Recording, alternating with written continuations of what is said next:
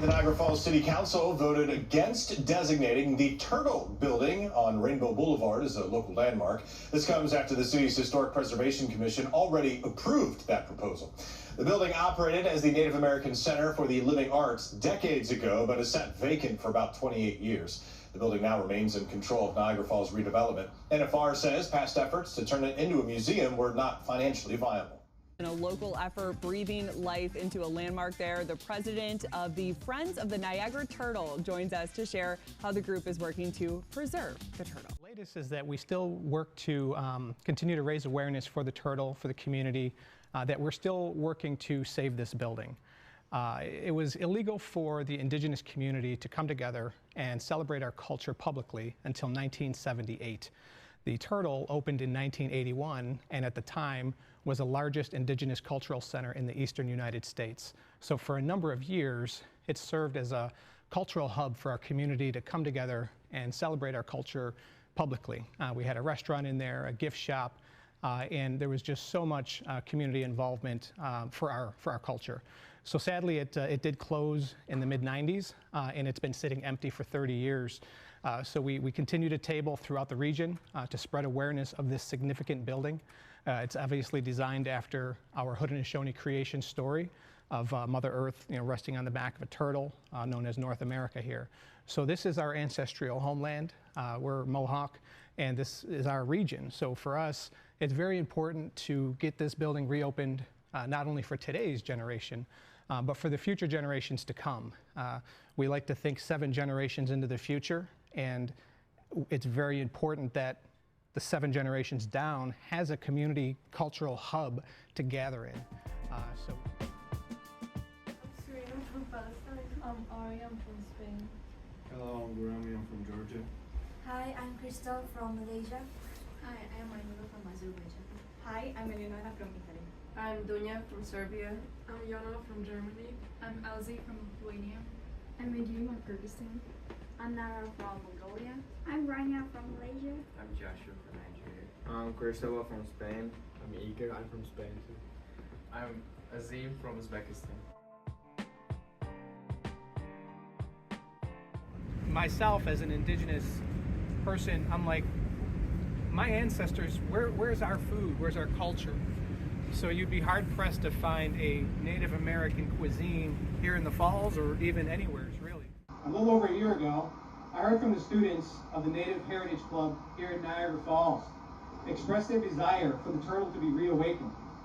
These students have never been inside the turtle to experience what myself and many others have experienced. It's been sitting empty for nearly 30 years. I recall seeing the sun shine through the eagle skylight, hitting the traditional quill box design star of red oak and maple as the dancers came in for grand entry. That was something to see, and I'm hopeful that today's announcement will get us closer to when that can be seen again. My name is Dee Gao. I'm Senior Director of Research and Development at the National Trust for Historic Preservation. The National Trust is a privately funded nonprofit organization that has led the movement to save America's historic places for the past 75 years. We believe in the power of place. That preservation of places that matter to communities allows us to honor the stories, events, people, and places that define us as a nation. I'm joining you here today to announce that the turtle has been named to the National Trust's 2025 list of America's 11 most endangered historic places. Today's designation, I'm thinking of the youth. The youth who never got to experience the center's annual powwows, like this one that took place 31 years ago yesterday, pulled from the Channel 2 archives. I recall seeing the sun shine through the eagle skylight, hitting the traditional quill box design star of red oak and maple as the dancers came in for grand entry. That was something to see. Something that these Niagara Falls students can't recall, but are fighting for just the same. I just want to go there with my friends, learn more about things. Reviving the turtle building, if you go in there with these people that are all advocating for it, it'll make so many people feel the same way, and that's really inspiring to me.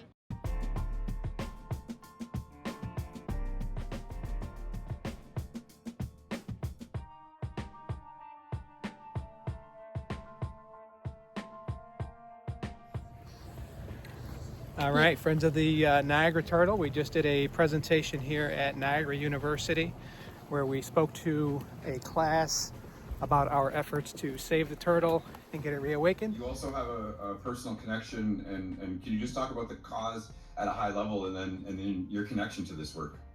Well, sure. The turtle is an important building just for its nature in itself. It's one of very few anthropomorphic type of architecture in the whole world where a building is built in the shape of an animal to represent a natural figure. So it's very rare for that to happen at all, and to lose something like that would be a shame, and that's why the building was designated this year as one of the most endangered architectural pieces in the country by the National Trust for Historic Preservation. Joins us now from Buffalo, New York. He is the president and part of the board of directors for the Friends of the Niagara Turtle. And Sean, let's talk more about the Niagara Turtle. This building, it is shaped like a huge turtle. Entering this building about 2 years ago. What started that effort? Yeah, so there were local efforts to try to landmark the building. Zoomed out a little bit with the rest of Niagara Falls in the background. And I like to show this photo because it shows obviously the complete design different from everything around it.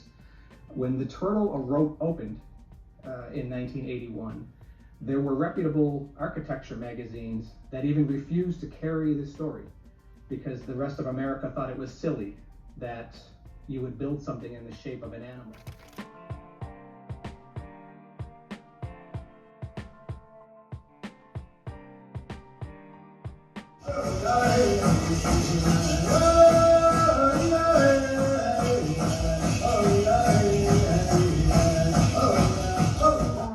Native American artifacts in it with dancers. Dancers would go there and dance and sing. And I know that it got whitewashed after and got painted like plainly white, so no one really knows what it is. Millions of visitors come to the falls every year, and they walk right past the turtle. And the opportunities that we are missing by not having that open and also fixed up to its former glory, but also really being able to show off what our stories are here, what our culture is here in the city of Niagara. What really makes it interesting is like when you do look at some of the aerial shots of North America from space, you can kind of see a turtle shape. You see the Florida would be a claw, and then Mexico would be like the tail, California would be the other leg. You know what I mean? So like North America kind of looks like the shape of a turtle, you know, from space. But it was never in any of our ancient teachings, you know, that our people immigrated over some frozen land bridge. You know, this was always where we were, is this region, like this northeast. Yahweh Swagwego. My name is Ansley Jemison. This is the Original Peoples Podcast, coming to you from the 50th annual Fall Festival on the Cattaraugus territory. So we have this opportunity, I like to call it, with the Turtle Building, where we have this hub. We could be relearning the same culture that was forcibly removed from our elders and ancestors inside a reawakened turtle. Yeah. So that's why I like to tell people, especially for someone like Connor. Yeah.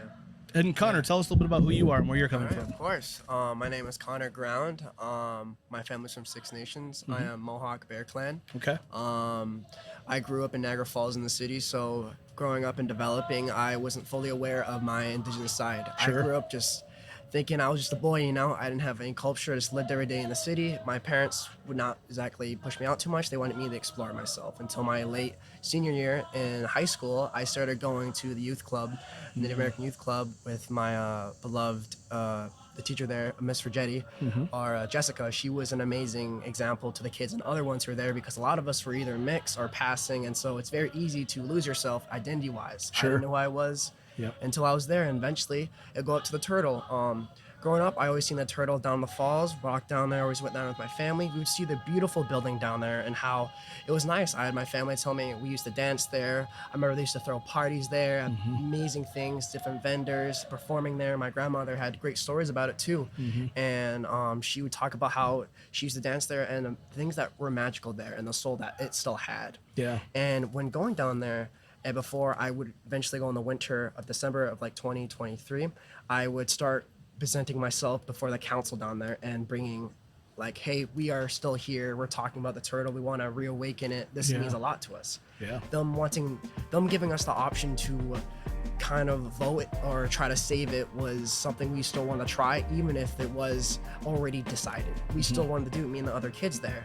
And for me, it was a big step because I started being more involved with who I was indigenously. And we realized this building can mean so much to the Falls, because the Falls has, over the years, honestly has decreased in quality. And we want something down there for other people to come, tourists, people who are not just indigenous, but people who just want to see and be curious about our culture. I've met plenty of people who don't know what they are, and they don't know what it is. They don't know what indigenous people of America are, the Native Americans, what happened to them, any form of Indians, you know? And it's infected us. Yeah, no, I agree. I mean, I think that Friends of the Niagara Turtle is now officially a nonprofit. We've been waiting on this letter since May of 2025, and it just came in the mail today. We're excited. Yeah, exactly. Yeah. That's ridiculous, though. Why would you want to just sit on it like that? Because they have the money. They just, but it's like waste. Right. Why? Right. Reawaken the turtle. Here's our banner. It's something that it's field trips here too, for school. So like when you're younger, all the Boy Scouts and Girl Scouts come here. I came when I was a young girl. I'm in my 30s, so I came when I was very, very, very young. Okay. And I remember the floor. I don't know if you've ever been to Riverworks, but there's a bar restaurant in Riverworks, and they have hockey, they have roller derby, they have MMA fights, they have wrestling inside, and they, in between all that, they also do full dinners and catering and stuff. They have all these tables and carts, and they set up the tables, and they do lunch, and then they break it all down and have a heavy metal concert. And then the heavy metal concert goes away, and they set up the tables again, and they do dinner. And we could do that in here easily. You know what I mean? There's a full basement in here. There's a full basement with elevators. So you pack up all those tables and chairs, put them on the carts, put them in the elevator, take them downstairs, and have a powwow. And do a show, and then bring them all back up again and set it up for dinner or lunch the next day. The potential is limitless, but acquisition and fixing up the building are the first big challenges.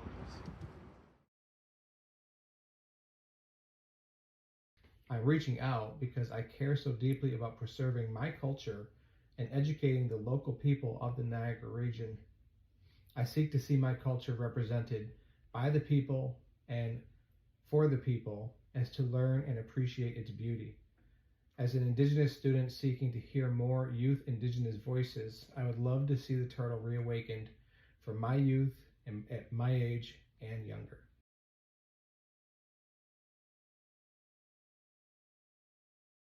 This would be a place where residents can learn from each other, build respect, and understand the importance of the land we all live on. Dallas writes, "We need to come together as one and protect the turtle, because protecting this place is the same as protecting the community history, and show that not only can we care about what's important to us in our lives, but we can also care about other people's history as well." Abby wrote, "The dancing, clothing, food, and people allow the Indigenous culture to flourish and truly show its true beauty." The turtle not only teaches the history of the Indigenous people, it also shows the world their beautiful culture firsthand.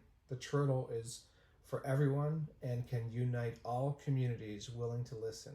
Ariana said, "Restoration of the turtle would mean a great deal, specifically to me, as someone whose family is part of the Mohawk Turtle Clan. I do not know much of my identity where it comes to that. My father's side of the family are the ones who are Mohawk. I myself do not know any of them, and they do not know me. So to me, reawakening the turtle would mean that I could potentially learn more about myself and my culture and my family, so I am badly yearned to know about."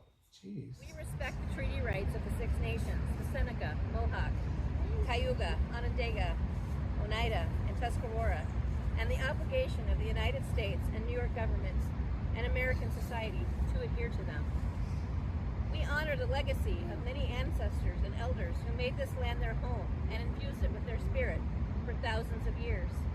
We also honor the original peoples who remain on ancestral homelands of Turtle Island and who have survived centuries of colonialism, genocide, and land theft. Finally, we honor those who are not here, but who might have been were it not for this history of violence.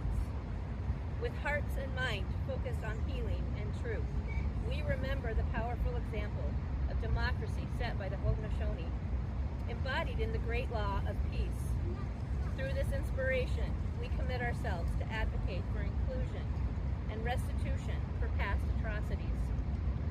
Our ability to live, work, and enjoy this area is connected to their deep loss. We ask all in our community, including our governing bodies, to respect and learn the true history of the lands on which we reside. We resolve to work with the Haudenosaunee people to build a shared, sustainable future for all. If someone's watching and saying, I want to do something right now, how do they find you, and how do they get this message and share this with their friends, Sean? Yeah. Thanks so much for having us on the podcast. So first thing they do is go to niagaraturtle.org. That's going to take you right to our website. We're going to get plugged in with all of our information, and you'll be able to reach out to us right through our website, or you can go right to our email, info@niagaraturtle.org.